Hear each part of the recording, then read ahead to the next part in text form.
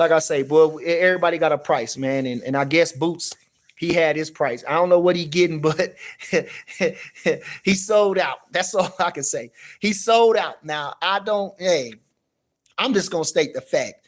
He sold out. That's it. He sold out. That's it. You know what I mean? And like I say, I don't knock Canelo, but come on.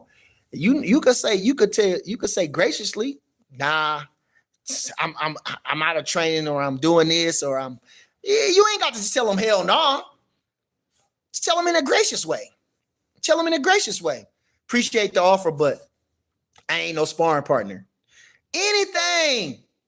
But nah, here you go. Smiling, giggling, taking pictures. All right. So listen, we gonna whoop two asses that night. Canelo's and his. Okay? Canelo's and his. All right. James Twin for the Untouchable, True School Sports. Let's go, baby. Bow! Be careful what you wish for because it can become a reality. Yeah.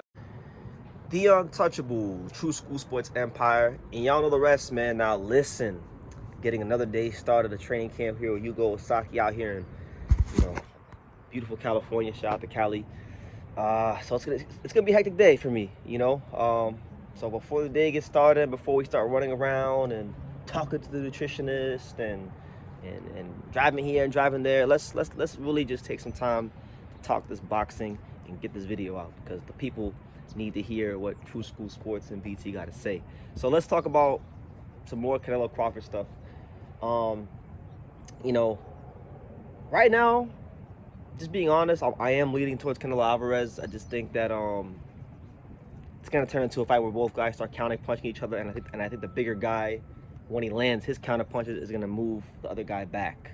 But I don't think this will be an entertaining fight. I've been on record saying that I don't think it'll be an entertaining fight, but I think it'll be a fun event. I think the card in general will be cool, but the fight itself, I think, is gonna let boxing fans down, because style-wise, I don't see it being an entertaining fight. But what I wanted to speak about was this, because the whole big topic was Jaron Ennis, Boots sparring Canelo.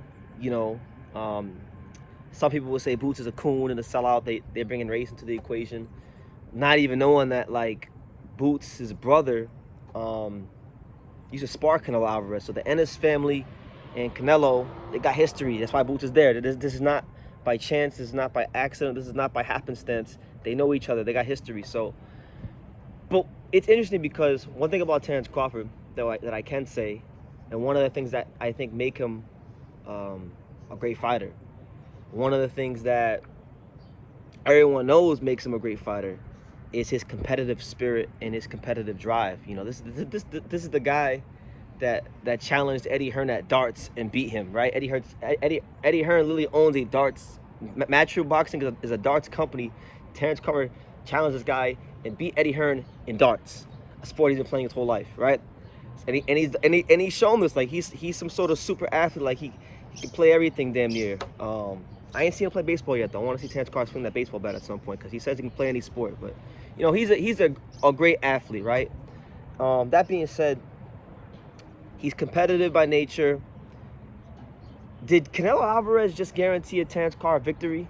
Is that what happened here? Because look, I'm gonna explain, right? So Terence Crawford already has all the motivation in the world, with this fight being for the chance to become 3-time undisputed, the first fighter in the 4-belt era to become a 3-weight class undisputed champion. That's enough motivation in itself.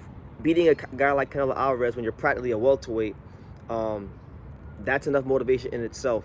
Your first fight in your whole career as an underdog, that's enough motivation in itself to go on there and turn in a great performance. But now you're bringing Jaron Ennis into the equation, one of the guys at 147 that, a lot of people, myself included, wanted to see him fight at one particular point and got very upset that he chose not to fight him, or whatever the case may be. Maybe Boots was incompetent and it was loyal to Showtime. You could say it was Boots' fault. You could say it was Terence's fault.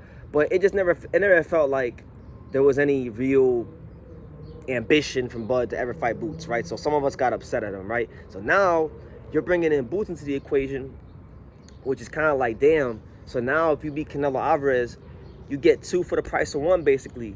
Like, yeah, you beat Canelo, and you could kind of like stick the proverbial middle finger at Boots and say, yeah, like you helping Canelo wasn't enough, so you can't do nothing to help him, right? So I was thinking about that. I was like, damn, man, maybe Bud's gonna have unlimited motivation to go in there and beat Canelo, because he's getting quite a lot of it these days from all angles, you know. Jaron Ennis, it's just funny how boxing works, because like when Terence was supposed to fight Boots, he was saying that, you know, if he beats Boots, he's not gonna get any credit, this, that, and the third, and he kind of like pushed him to the wayside, you know, with how he was talking, right? He did like, let's be real here, like, and you guys know I'm not no Jaron Ennis fanboy, I'm not no Jaron Ennis dick rider. If anything, people think I'm a Jaron Ennis hater, right? Because I've been going off about the Lima fight, but let's just call a spade a spade. When Terence Crawford was being talked about fighting Jaron Ennis, he kind of downplayed him, said, you know, he's a young upcoming guy, I'm not gonna beat him, maybe in the future, this, that, and the third. You know, he kind of like cast Boots to the wayside. It was never really on his immediate to-do list. And now that same guy that you cast to the wayside is now being used as direct help to help dethrone you in the biggest fight of your career. So the plot has thickened.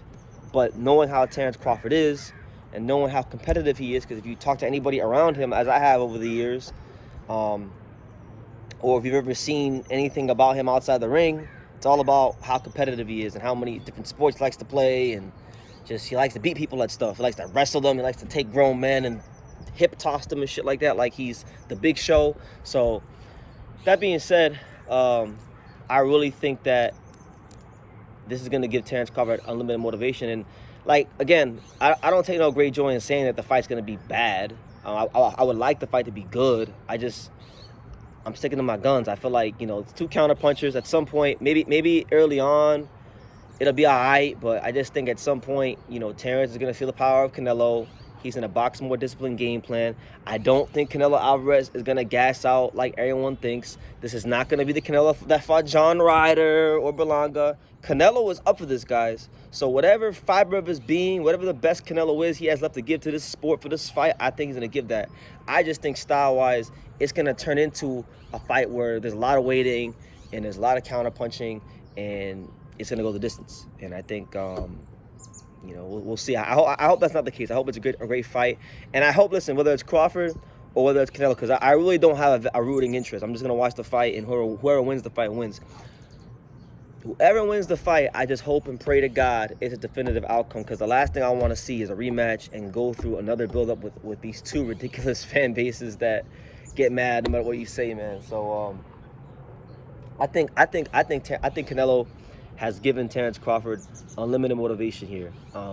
As you guys saw in the beginning of this video, Bernie the Boxer said, now it's two for the price of one. Now if Terence beats Canelo, he's undisputed. He's quite possibly the #1 pound fighter in the world. He becomes, you know, he already is. He goes from being a guy that you could probably argue is a fringe all-time great to a solidified all-time great, to a point where now you can actually make legitimate arguments that he's up there as the greatest fighter of the last 25 years. I would still say Floyd Mayweather is better than Terence Crawford, but if he beats Canelo Alvarez, you know, to be an undisputed champion in 3 weight classes, you know, even I would have to, you know, at least have the conversation, even if I don't think he's a better fighter than Floyd, and Floyd would have beat him at any weight class they fought. So, you know, that being said, what do you guys think? Do you guys think that this whole ordeal with Canelo sparring Boots, is this going to now guarantee a Terence Crawford victory? Have they pissed off Terence Crawford for even more greatness than he was already pissed off for in the first place? These things happen. They call it bulletin board material. You know, I know they used to hate this they hate this in other sports, like in basketball or like hockey. I'm a big Florida Panthers fan. You know, the best hockey team, the best team in American sports. The media always picks the other teams because they don't want South Florida to win. They don't want the hockey team in a tropical climate to win the Stanley Cup. So they keep picking the Oilers, they keep picking the Rangers, they keep picking the Bruins, they keep picking all these other teams, and the Panthers just keep winning Stanley Cups over and over and over again, right? So it's kind of the same thing here with Crawford, you know. What do you guys think? Leave your comments down below. Make sure you guys take the time to subscribe. And like I say in every single one of these videos, you can love me or you can hate me. But I'm just a kid from Daniel. So until next time, take care. Thank you for watching another video on the untouchable True School Sports Empire. For more great boxing content just like this, make sure you guys stay tuned and subscribe. You won't be disappointed.